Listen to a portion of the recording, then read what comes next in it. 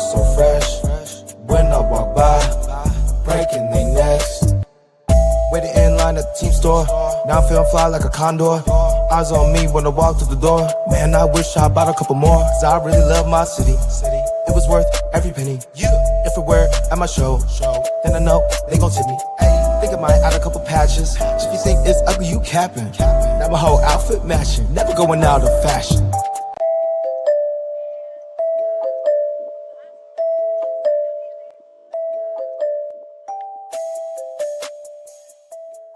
What's going on, everybody? Welcome. Episode 667, Talking Friars podcast and YouTube show. Hopefully everybody is doing well. Today we've got a few things going on. Opening day roster prediction number 1 for myself. It's March 10th. We're getting closer to opening day, so I'm going to give you the 26 that I feel like, what it's trending like, making the opening day roster. It's not who I think should be, but who I think will be. So we'll get to that, and then some talk about San Diego FC and San Diego State as they were in action this past weekend. I will get to the chat, obviously, as always, for any comments, any questions. And yeah, let's get right into it. Thank you so much for taking the time here to pay attention and, yeah, just listen or watch this show today. So I'm going to start with the rotation, then we'll go to the bullpen, infield, and then the outfield. And remember, it's 13 pitchers, 13 position players / DHs, catcher. You get what I'm saying. So with the rotation, I've got 5. We know the 4. The big question is going to be the 5th. So I've got Darvish, King, Cease, Pivetta. We know those 4.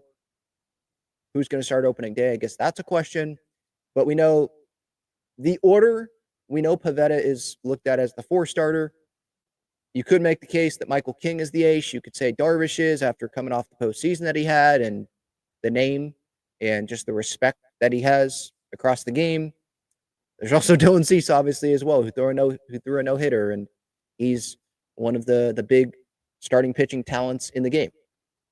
So those 4. And then the 5th, I have Kyle Hart. I think it's pretty clear. Now, it might be recency bias because Matt Waldron didn't pitch that great yesterday. But to me, it's between Stephen Kolek and Kyle Hart. And I went with Kyle Hart in part because they signed Kyle Hart to, I believe, a major league deal. He won the KBO Cy Young this past season. They're bringing him over thinking that he can contribute to this rotation. I don't think they brought him over to go stick him in the bullpen or to put him in El Paso. Stephen Kolek is a little bit different to me because they're transitioning him back to being a starter when he was a reliever with the Padres. So I feel like this is a situation where they could either send him down to AAA and continue to build him up, get him more experience as a starting pitcher. He has 3 options remaining. So let's remember that. He was Rule 5 last year. He has options left. Kyle Hart was more like major league deal. We want to have him help us now. He is a starter. So I could definitely see them going with Kyle Hart. We haven't seen him much in Cactus League action, though. He had those 2 innings, but then the game got canceled. I think it was against Milwaukee the other day on Saturday, or maybe on Friday. I'm losing track of days here. But, yeah, I've got Kyle Hart, just a gut feeling on what they would do there. I do have Kolek in this bullpen, but I feel like for me that's going to change in my next roster prediction, probably in a couple weeks, because I think we'll have a better tell of like what would their plan be with Kolek. If they build Kolek up and we find out he doesn't make it as the 5th starter, but he's built up as a starter, would they have him go be in that bullpen? Johnny Brito could be a long man option. I know that Brian Hoeing's not going to be ready for the beginning of the year. Brito's not in that starting pitching conversation. They could have Brito be filling that guy if they want Kolek to be, as they get more reps, get more starts under his belt as a starting pitcher in, let's say, El Paso. I have him on this one, though, because he could still give multiple innings and technically still be built up with the Padres as a long man out of the bullpen.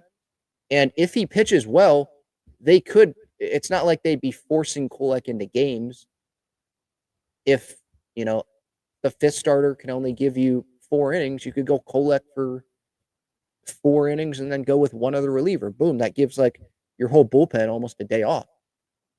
What if you get, especially out of the gate, what if your starters don't go long because it's a long season and you could bring Kolek in there? So I have him in there. If you don't, I totally understand. If the Padres end up not having him in the bullpen, or, let's say he's not the fifth starter, he could totally be the fifth starter, but let's say he's not, I could also see him going to AAA El Paso. So that totally may change, but I have him in there for now. Other guys in the bullpen, I have Robert Suarez, Jason Adams, Jeremiah Estrada, Adrian Morejon, Yuki Matsui, Alec Jacob. I do have Wandy Peralta. And that is not because I feel like, oh man, this guy deserves being in the bullpen. He is lights out. No. I think it's because of the contract. I think it's because Major League Vet. It's a new season. Let's see what he has. You stash him down at the bottom of that bullpen. If he doesn't show it, there's other options that you can bring up, if he doesn't have it. And it's a continuation of what we saw last year, which to me was, it was frustrating to watch Wandy Peralta at times. The other guys in this bullpen, I think it's pretty straightforward. Again, I do have Kolek in there, but if you want to put Cosgrove in there, if you want to put Marinaccio in there, if you want to put someone else in that bullpen, I get it. Like Burrito, if you want to put him in there over Kolek and you want Kolek to go to El Paso, or you want Kolek to be the fifth starter and you want Kyle Hart to go to El Paso, whatever. So we'll see what happens there. But yeah, this bullpen, Suarez, obviously he's in there. He's the closer right now. You got Adam, who I trust, totally trust him. You got Estrada. You've got Morejon. Having those lefties, I was thinking about Cosgrove to add another lefty into this bullpen. But you have 2 solid lefties, Morejon, Matsui, who have pitched high leverage innings at times. So you do have those weapons there if you're Mike Schultz and Ruben Niebla. Alec Jacob, I like having him in the bullpen with the difference in the delivery, what he can bring to you. I think that's important, and he can pitch well. He has done it at the big league level. Obviously, I think Suarez, Adam, Estrada, those are your high leverage, and Morejon, those are your high leverage guys. Matsui could develop into that. There could be injuries. Matsui was pitching in the 8th inning at times this past year, so let's remember that. And yeah, I don't have a ton more to add on this bullpen. Hoeing, I do want to add Hoeing and Reynolds. They're going to be starting the season, not available in the bullpen, obviously. Reynolds is dealing with the foot thing still. And last thing I heard from Schilt on that was he's still recovering from that. So still going to take some time there. Hoeing, he's dealing with the shoulder soreness, I want to say. And I don't think he's gotten on a mound yet. So, yeah. They're obviously not going to be ready. We knew that at least a week ago, I think. Marinaccio, he has one option left, and I'm not going to act like I've watched a ton of Marinaccio, this spring or with the Yankees. It just doesn't seem like there's much buzz about him. So that might be a terrible reason why I'm not having him in this bullpen. But he does have that option left, and I think they can use that there. Bradley Rodriguez is someone I did want to bring up because he can throw like he can hit 101, and he's impressed this spring. Now he is I believe he's on the breakout game with the Padres and the A's top prospects. So to me, that tells you that he's not going to make the big league roster, and his days in big league camp are limited. They're numbered. But I do want to mention him because I would be surprised if he doesn't impact this team at some point with injuries that do happen. I'd be surprised if he doesn't impact this team at some point here this season. And then Cosgrove, like I mentioned, I really want him to bounce back because that is a nasty lefty reliever to have in your bullpen. And to have him as an option against the Dodgers, you don't have Tanner Scott. So if you can bring a nasty lefty in, like Cosgrove, we saw, I know that was with the Angels, that was years ago, but he made Ohtani look foolish at the plate. So that I think it was July 4th. That game, that moment from Cosgrove, when I think of Cosgrove, I immediately think of that every time. So it's there. Can he get it back? Can it be consistent? We'll see. That's an honorable mention for me. So again, the bullpen: Suarez, Adam Estrada, Morejon, Matsui, Jacob, Peralta, and Kolek for now, but I probably might put Brito in there and have the guy that doesn't make the fifth spot go down to El Paso with Waldron and Randy Vasquez, those guys. All right, going on to the infield. Obviously, Manny, Bogarts, Cronenworth, Arise. Those are your third, short, second, first as of now. We'll see about Iglesias. We'll see who DHs. Could they have Arise DH and have Iglesias play second, Crony play first? Left side of the infield stay the same. We'll see. On the bench, I have Tyler Wade, I have Eggy Rosario, and I have Gavin Sheets as the DH. I don't have Iglesias on this roster, but that could change as well as we see, some at-bats in spring training and see where he plays and see where he plays and when he plays in these Cactus League games. Right now, I don't have Iglesias on it. Part of me, because I don't like that comment that he made initially about how he's a major league player, or he's not a minor league player, excuse me. And it's like, you just signed a minor league deal. I didn't like that. I would not say that day one going into not a new team, because he's already been in the organization, but now you're the team that you're just joining again, first day, and you're saying you're not a minor leaguer when you signed a minor league contract. I don't like that. And also because it is a minor league deal, and he does have the opt-outs May and June, according to Kevin Acee. So this isn't something where he has to make the opening day. He might have an opt-out before opening day. If he does, then maybe that, makes the Padres put him on the roster. If he doesn't, and it's May and June, then the Padres don't have any rush to put him on the roster. What I would do is take advantage of, you have someone like Gavin Sheets. Let's see what he can do as the DH. If he mashes, then great. And you can have Arise stay at first base. See what, if you want Connor Joe on the roster, see what he can give you. I don't have him on this roster right now, but I thought I was going to for sure, and that could change. And by the way, before going on here, I have been adjusting it because I had it one way and then I switched it just based on gut feeling. But yeah, so Manny, Bogarts, Crony, Arise, Wade, and Rosario on the bench.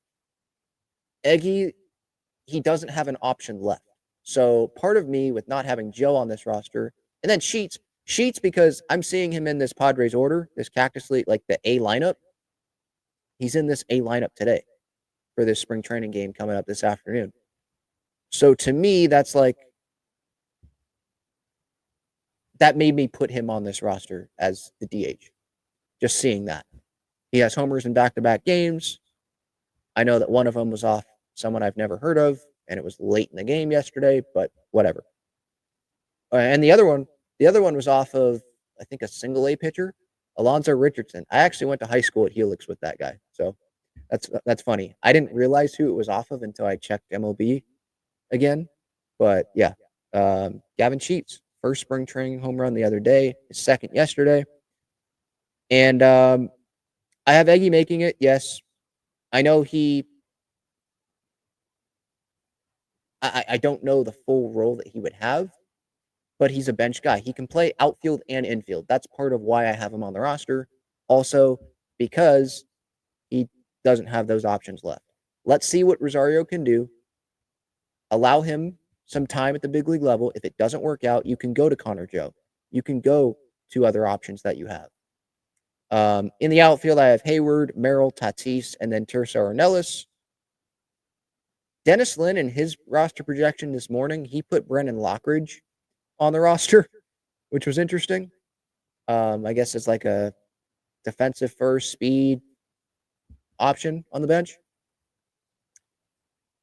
I'd rather have someone who's raking and had a good year this past year, at least power-wise, in AAA. I'd rather give that guy the shot than go on opening day, go with Brandon Lockridge. But maybe that's just me. I have 4 outfielders. And then it could be 5 when you have Eggy Rosario. because he can play. He's played a little bit of left, I think, this spring. Now, Iglesias, again, I have him starting in El Paso. He has those options, so that's part of why I did it. Joins late in camp, and with no options left, Iglesias is a minor league deal, literally. If Rosario weren't not to make the team, I believe that's when they would have to expose him to waivers. Other teams could claim him, and if the Padres want to see what he has, like give him that chance, put him on the roster. See what happens. It's a versatile player. Campy, I do not have him making it. Two catchers I have is Maldonado and Elias Diaz. Diaz as the starter. Maldonado, Schilt had this quote in Dennis's piece. Let me find it. I just posted it. Schilt said, he mentioned Yadi Molina. I'm going to be pleasantly surprised but stunned if I come across anybody with the intellect, game management, game acumen of Yadi or Molina. That being said, it's the closest conversation I've been able to have with a catcher watching the game. He's a very advanced, high baseball IQ guy. I mean, look, he's won a World Series as well. Yadi's on his own planet, but Maldi's in that galaxy. So would the Padres rather have that guy on the roster, or would they rather have the potential, what could be, of Luis Camposano? Oh, maybe he's going to be this. We don't know. Can he stay healthy? And I know people would reply back, well, Maldonado is an automatic out. To me, this Padres offense has talent. You have Arise. You have Tatis. You have Merrill. You have Manny. We'll see what Bogarts can do. I still believe there's something left there with Crony. You have talent in this order to have the catcher be the 9-hitter and not give you much offensively. If you find out, like, all right, Campy's improving defensively and we know he's going to give more offensively and we can't do this with this catching position, at some point later in the year, okay, then you can bring Campy up. But right now, I'm going with Diaz, and I want Maldonado, the vet that he is, on this roster. He was catching Darvish the other day, so I think that's a positive sign if you want Maldonado on the big league roster. That could also be them testing, like Darvish testing Maldonado, seeing how he likes Maldonado versus Campy maybe, or versus Diaz. But yeah, I would rather have the two vets, the two guys that are better defensively, more experience in the game, over Campy right now. If Campy proved, like if he hit well and he stays healthy, then I would probably be more like, yeah, let's have him on the roster and he can develop, hopefully, at the big league level and get better.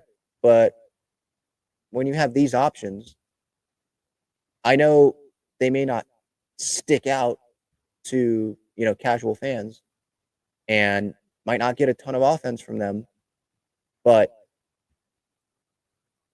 Manny is going into the year healthy. Tatis going into the year healthy. Arise is on the roster. He was not on the roster at this point this past year. I think that could help make up a little bit for, guys that have left or weren't brought back. So that's what I've got there in the catching situation. Connor Joe, just to hit on him again, him not making this, for me, I just haven't seen much of him in spring training this year. And I know we're not watching the backfield game. So this roster projection, a lot of it's on what I'm seeing in these Cactus League games or what has happened at the big league level in the past for them. I mean, the backfield games, Connor Joe could be raking. What is he doing against Dylan Cease? What is he doing against Michael King on the backfield? Is he hitting well? And then we're just not hearing much about him during these Cactus League games.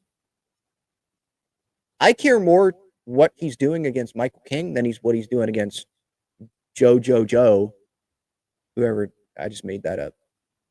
Bobby Joe who's coming up from Single A and pitching in a road Cactus League game in Peoria, for whatever team that the Padres are playing.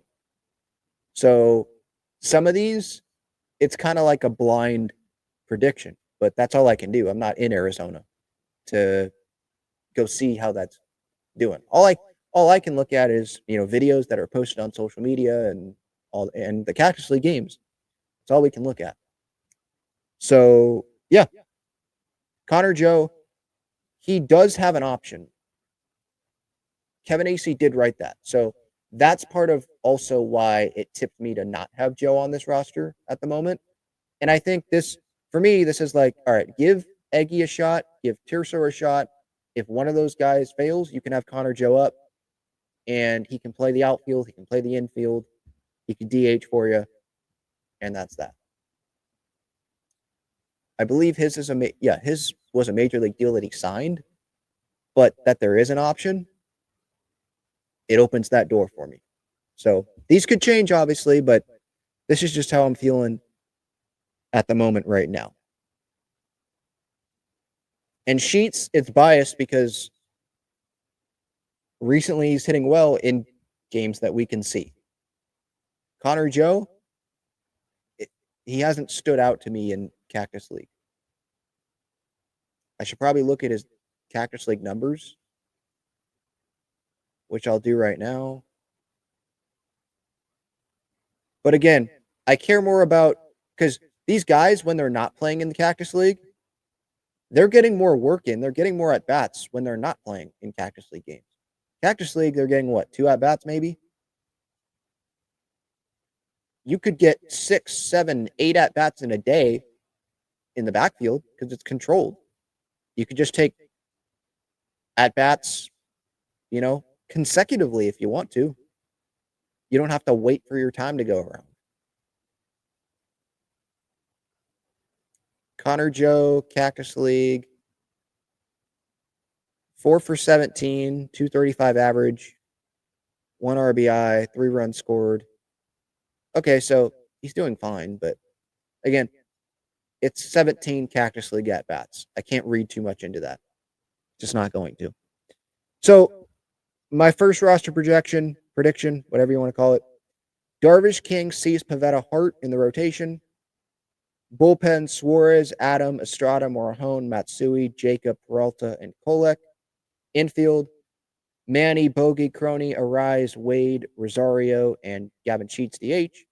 Diaz and Maldonado catching. In the outfield, I've got Hayward, Merrill, Tatis, and Tirso, Ornelas.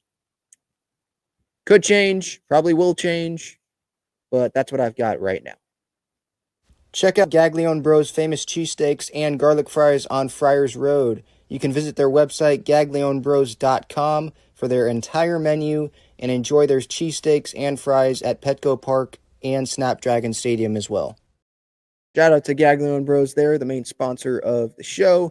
Also, Breaking Tea, they've got Padres and Aztecs and other teams and players and sports. Shirts and sweatshirts, click the link in the description there. Breaking Tea, Underdog, baseball season, it's coming up. Obviously, there's always other sports going on. Code Talking Friars claims special pick that you'll get and a 50% deposit match up to $1,000 in bonus credits. Again, that is on Underdog. They have an app, they have a website. Take your pick.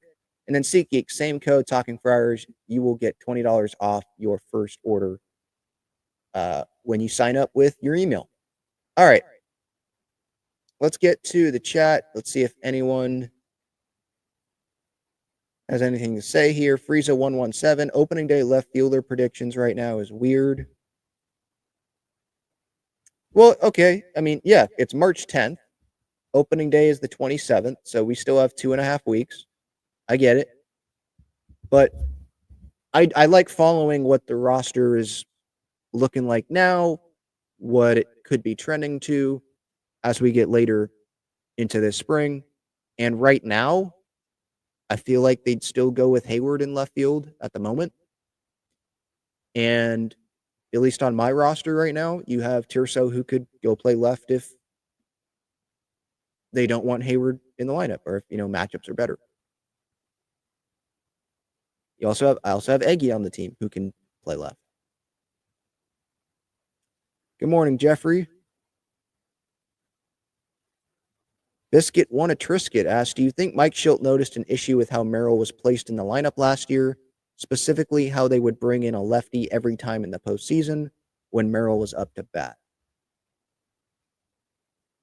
I mean, I think that's matchups.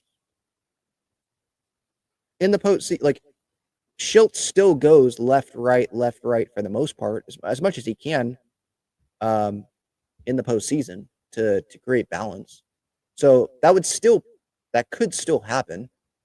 Because if you think about it, let's say it's Arise, Tatis, Merrill coming up, due up in an order in the postseason.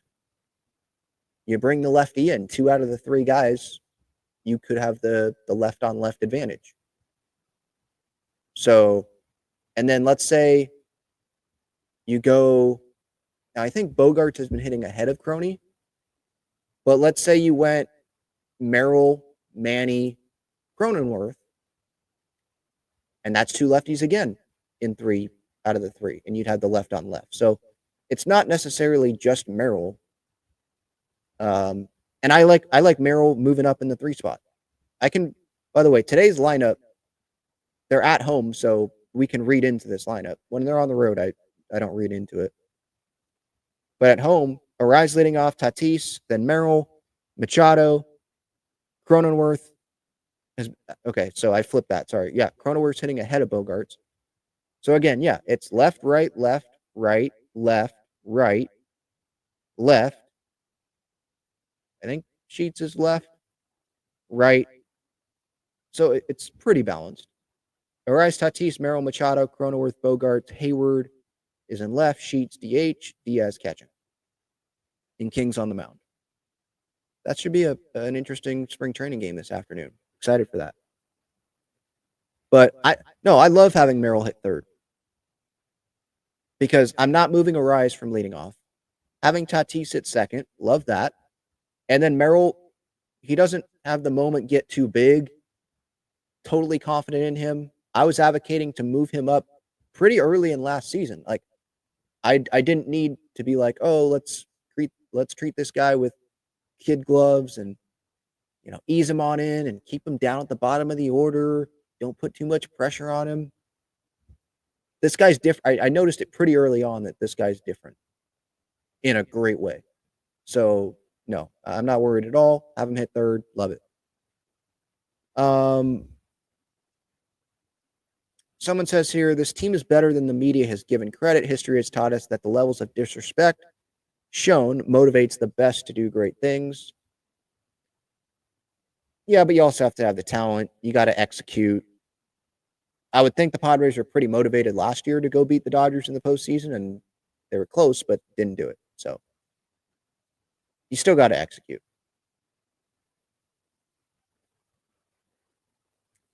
How do I think Merrill will do, hoping he doesn't have a Corbin Carroll type situation? Yeah, like the sophomore slump thing. It could happen because guys do make adjustments, but Merrill to me has, I'm not a hitting coach, but Merrill to me has a more balanced swing than Corbin Carroll, because Corbin Carroll had the one-hand finish, right? Merrill to me is more of like a pure hitter, spray balls to all fields, not trying to hit a home run. I think that can set him up well. And then he's got the vets around him to help with that sophomore season. So, yeah.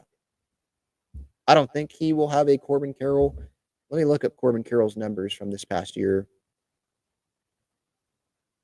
Corbin Carroll. Yeah, hit 231, 22 homers, 107 OPS plus. I don't think that tells the whole story, though. I feel like he was better in the second half. Yeah, the first half he hit 213 last year, 5 home runs. He had 17 home runs in the second half in 30 less games. So, yeah, very slow start for Corbin Carroll. Got better in the second half. I'm confident in Jackson that he can stay pretty consistent. And if he gets into a slump, then he won't, be staying in that too long.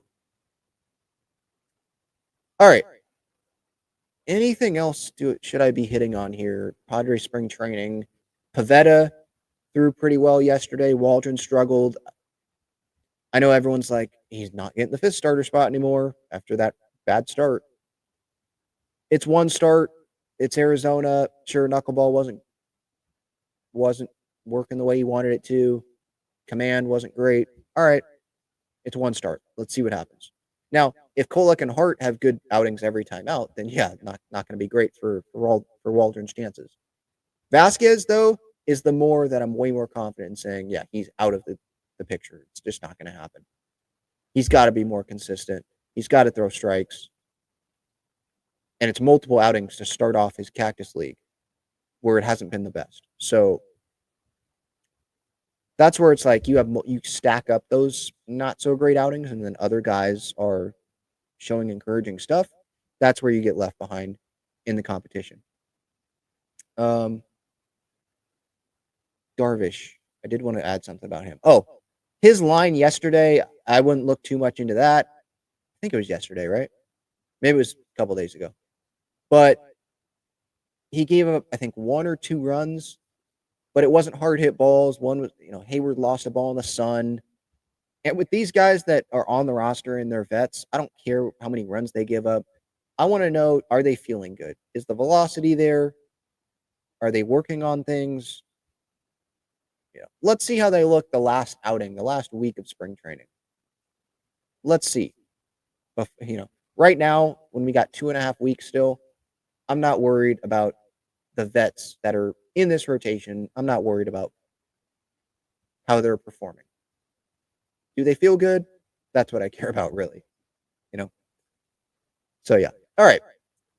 I think it's a good time now to transition over to San Diego FC. So let me get ready for that real quick. All right. So San Diego FC this past weekend, they got a win, a comeback victory, that is, 3-1 over Real Salt Lake in Utah. Negri scored in the 43rd minute, Dreyer late in stoppage time. And then it was great to see Vartson get on the board with his first goal in an SDFC kit. That was pretty much at the very end of this match. So them getting down, was it concerning for me is not the right word. I was actually interested once they got down, like, okay, how are they going to look? What are they going to do? And it was a continuation of them possessing the ball, them not being scared and just settling for, once Negri scored, them settling for a draw on the road, like we saw St. Louis do at Snapdragon not this past weekend, but the weekend before. They still were aggressive, and I love that. How is it going to look without Chucky? I was interested in that. And I still saw ball movement. I thought Luca Della Torre, he is someone that I just want to continue to give love to because he's not going to score a bunch of goals. He had a pretty close shot. Was wishing that was going to go in. But he is just someone that sets this team up so well. Him in transition, his passing, it's just so great to have him in this midfield. And so I encourage you to, if you have time, go rewatch this match and just watch Luca and watch how he impacts the game. I know it's easy to just look at the ball and where that's going, and obviously during the match, I get doing that. But if you have time or next match, take a minute or two, just watch him and see his impact.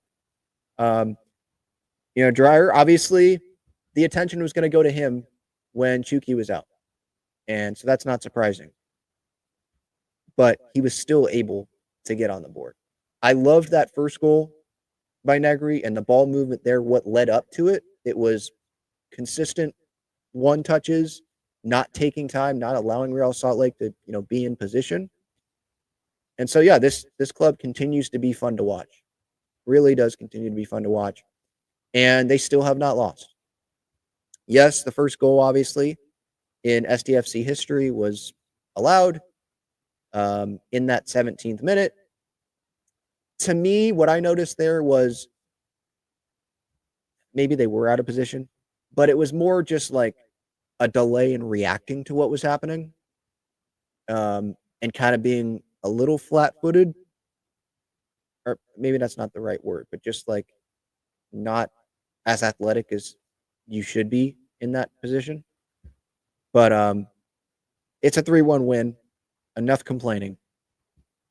I only complained for like 10 seconds, but I've loved what I've seen from this team, and it's definitely been a fun watch, and it's going to be interesting coming up this weekend, where on Saturday night, they will host Columbus, who had a disappointing end to their season last season, and we'll see how they'll look.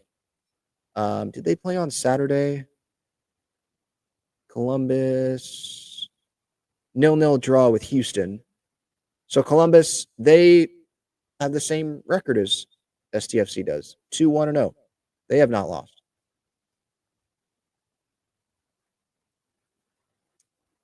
So that should be interesting. That's going to be coming up Saturday night, 7:30, March 15th. Snapdragon MLS Season Pass. I think Columbus is the favorite, for whatever that's worth. Chucky, by the way, the update there is like it's still lower body injury, hamstring. That's what it is, but they list it as lower body. Andres Reyes still has not appeared. He is not injured right now. They're just wanting to make sure that he's going to be match ready when he appears.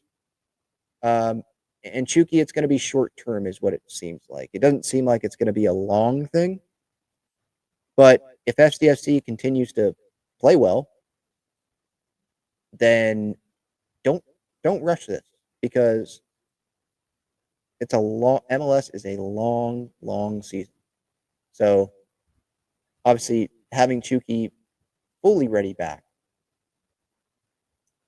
that should be the priority. Not trying to rush him back, because there are some interesting options with Tomas Angel that can. You're not replacing Chucky, but there's still the weapons up. Having Dreyer is so huge, especially in this situation when they don't have Chucky. So that's what I've got SDFC with that win this past weekend. And then San Diego State, their senior night against Nevada, they also got a win. And man, this was not close. 80-61. It was, could you say over? You probably can't say over at halftime, but man, it was impressive. I mean, tons of threes, guys, a lot of guys getting in on this scorebook, box score, as I try to pull it up right now. Come on, internet.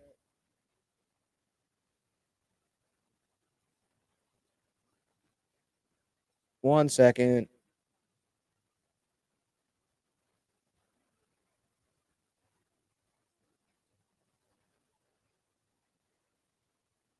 There we go. So Nick Boyd led the Aztecs, 18 points. Miles Heide got the start. He had 14 points. BJ Davis had 10. Miles Bird had 8. And yeah, what stands out to me was the amount of three-pointers that were hit by the Aztecs. 10 three-pointers. How many did Nevada hit? 5. They were 5 for 23. The Aztecs were 10 for 26. So right there, that's 30 points compared to 15 points from 3. 15-point advantage right there, and the Aztecs won by a little bit more than 15. That's what stood out to me immediately when looking on this box score the other night, and then looking at it again right now. Defensive rebounds were pretty even. Total rebounds were pretty even. 19 assists for the Aztecs, 8 for Nevada in total. 5 blocks for the Aztecs, 2 for Nevada. 4 less turnovers than Nevada. Just overall, was a lot of guys contributing. Farrell Compton, 2 blocks that he had. 13 points off the bench for him. What I love about senior night is getting to see guys like Kimo Ferrari get in. He only had 4 minutes. I get it, but went to Francis Parker High School. I think he went to St. Augustine too. But I know he went to Francis Parker and went to Ivy League school, Brown. Goes to the Aztecs for his last year this year. And he's just a fan favorite, being from San Diego. And he's not someone that you look at maybe walking on the street and you're like, yep, that guy is a basketball player. He plays for San Diego State. I was reading in the UT, I think Mark Ziegler wrote something on it, on Chemo. And there was a security guard at Viejas. It was either at Viejas or at Brown that stopped Chemo and said, like, no, this entrance is for the basketball team, thinking that he's not. I'm pretty sure it was at Viejas. Some security guard thought that he wasn't on the basketball team. No, to be fair to the security guard, it's not like this was, Nick Boyd walking up or McGoon Guath, right?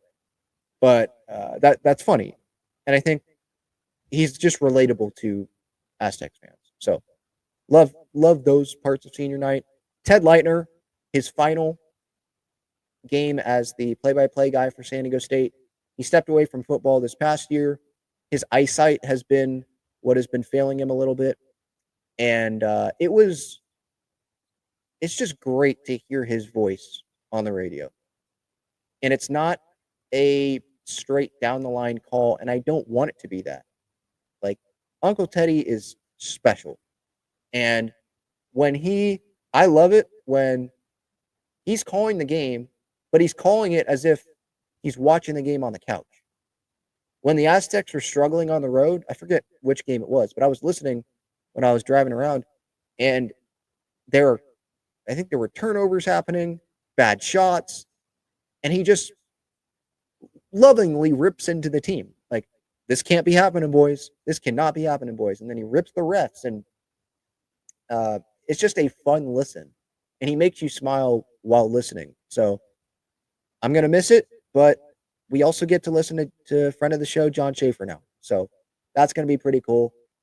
For those that listen to John on his show, John and Jim, or just they know John at all, he is a San Diego State basketball nut,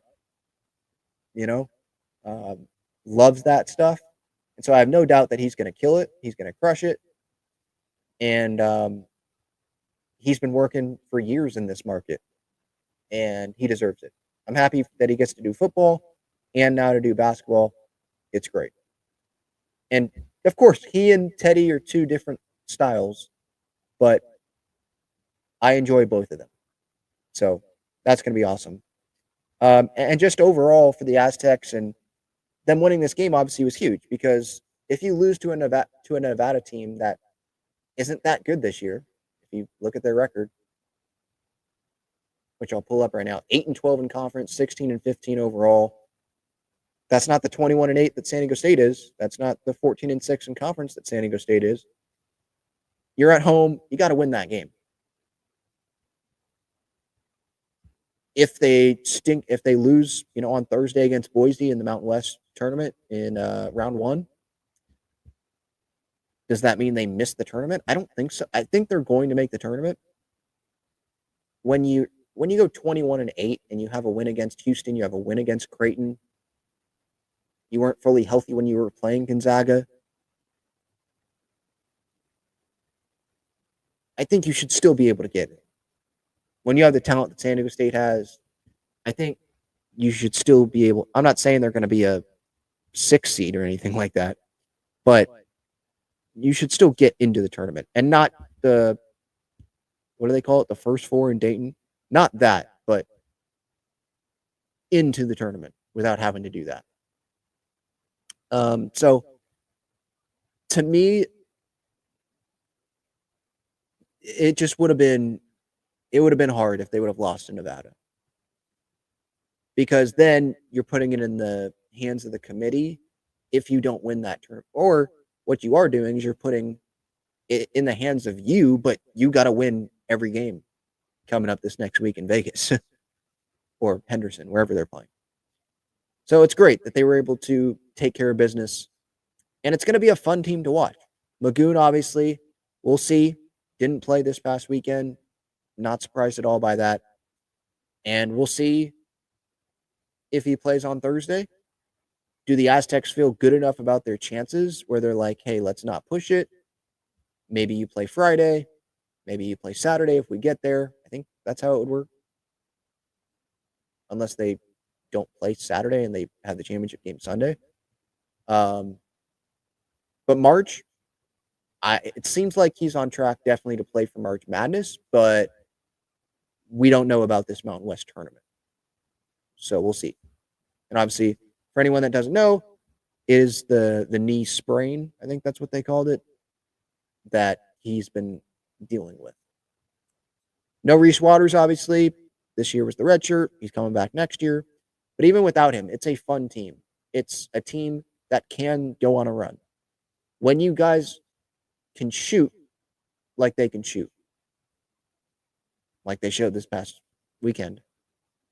And we know that the defense is going to be there. The defense travels. Shooting might not be great all the time, as good as we want it to be all the time, but the defense travels. And when you have that, you've got a chance. You've got length still, physicality with Compton and with JCJ. Heidi has been pretty impressive coming on this year. So, yeah, I mean, you have veteran leadership with Nick Boyd.